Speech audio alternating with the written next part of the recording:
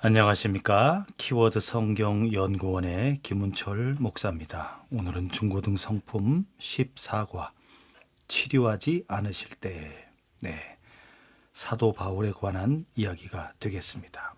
바울은 어떤 신앙적 가치관을 가지고 있었는가?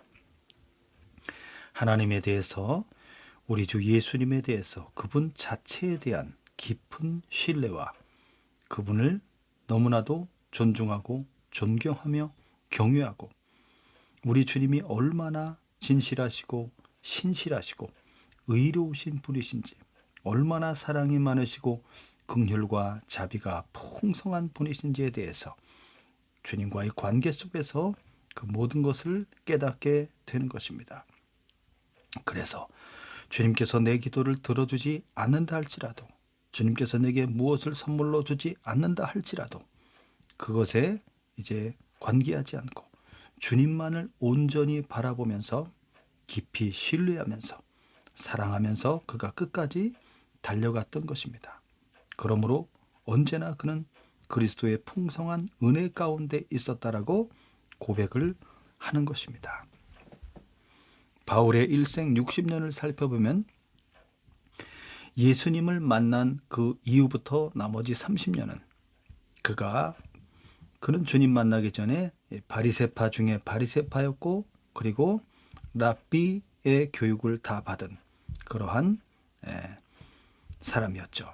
율법에 능통한 사람이었습니다. 그러나 주님을 만나고 나서 그 모든 것이 이제 바뀌게 되고, 예수 그리스도만이 정말 복음의 진수라는 것을 깨닫게 되게 됩니다.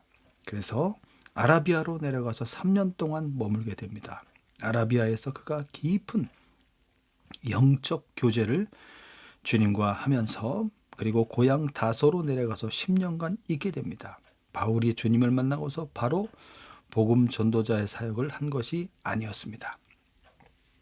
그러한 과정 속에서 무려 13년이라는 과정 속에서 깊이 주님을 만나고 그의 신학적 체계가 모두 정립이 되게 되는 것입니다. 그리고서 안디옥 교회 사역을 하게 되죠. 바나바와 함께 1년간 안디옥 교회에서 사역을 하고, 거기서부터 성령의 인도하심을 받아서 1차에서 3차에 걸친 전도 사역을 10년간 하게 됩니다.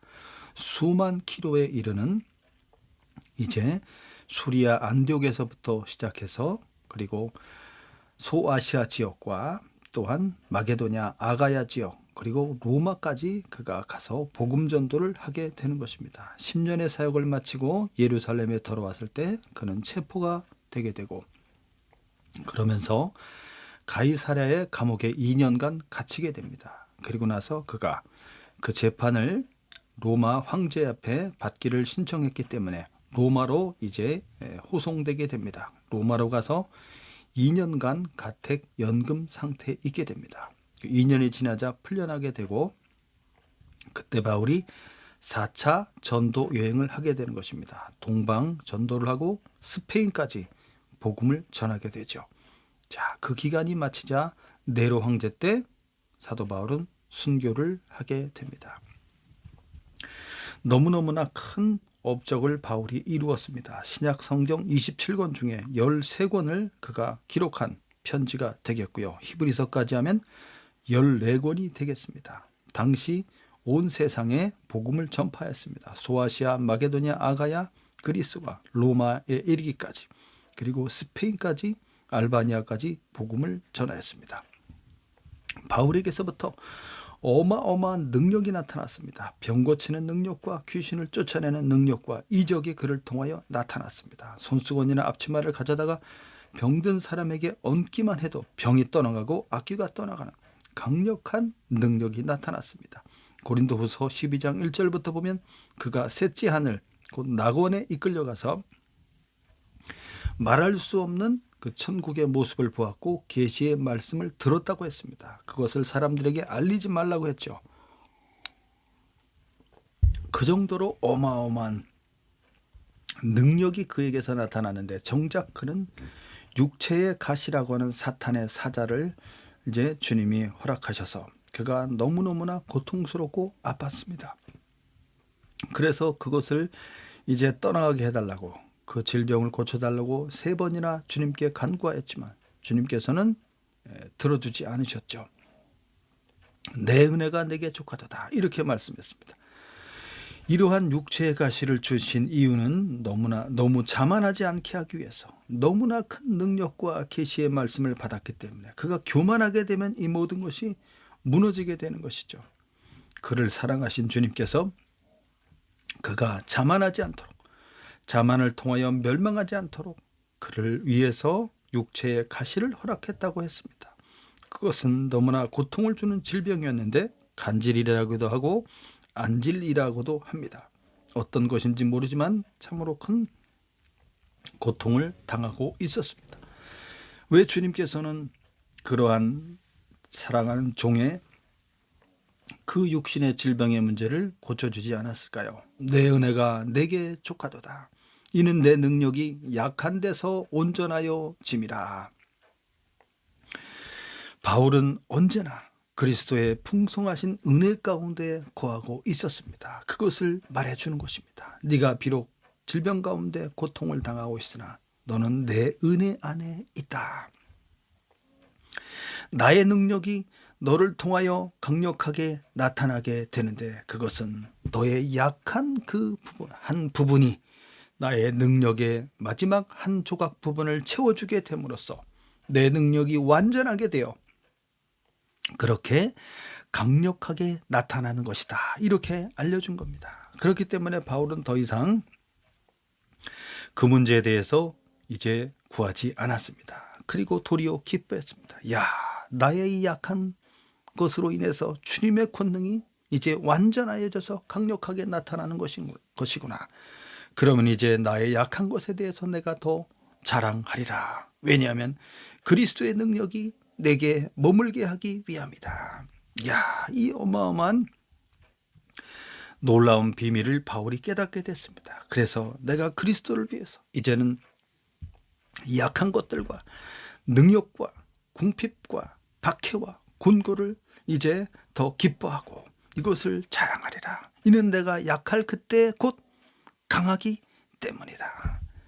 왜 사랑하는 당신의 종을 이렇게 복음 전도를 위해서 수만 킬로를 걸어다니며 때로는 동족에게 핍박을 받기도 하고 돌에 맞기도 하고 때로는 굶주리고 때로는 헐벗고 때로는 춥고 배고픈 가운데 또는 이 배가 파손이 되어서 망망대해 속에서 이 널판지 조각을 붙들고 이제 바다를 떠돌아다니는, 언제 죽을지 모르는 그러한 큰 위험 속에 빠지기도 하고 40의 가만 40의 하나 가만매를 3번이나 맞기도 하고 몽둥이로 맞고, 왜 당신의 종이 이렇게 고통 가운데 있도록 내버려 두는 것입니까? 왜 그 고통 속으로 보내는 것입니까? 그 고난과 그 핍박을 통해서 그리스도의 은혜의 복음이 도리어 더 강력하게 전파된다는 것입니다. 비록 약하지만 그때 주님의 권능이 더 강력하게 나타나는 것입니다.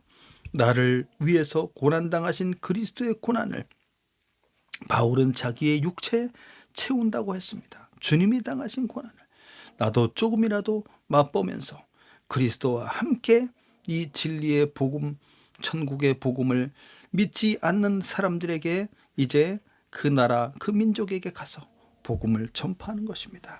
내가 가장 약할 때 그때가 곧 가장 강한 것이다. 이것이 바울이 깨달은 말씀이 되겠습니다. 더욱더 겸손하게 그 자신을 낮추게 하시고 바울도 그것을 깨닫고 겸손하게 자신을 낮춤으로써 복음을 이렇게 많이 전파해놓고 나서 자기 자신이 도리어 버림받지 않기 위해서 끝까지 구원을 이루기 위해서 그는 두렵고 떨림으로 감사하며 복음의 말씀을 듣고 끝까지 달려나가 경주하였던 것입니다. 그럼으로써 마침내 우리 주님이 모든 영광을 받으셨고 그가 이 땅에서 그 어떠한 축복이나 이 땅에서 그 어떠한 복락을 누리진 못했지만 순교로 마감했지만 저 천국에서 받을 보상은 얼마나 크겠습니까? 그 소망을 하늘에 두고 우리 주 예수님께 두고 그렇게 달려갔던 것입니다. 이것이 바울에 대한 이야기입니다. 감사합니다.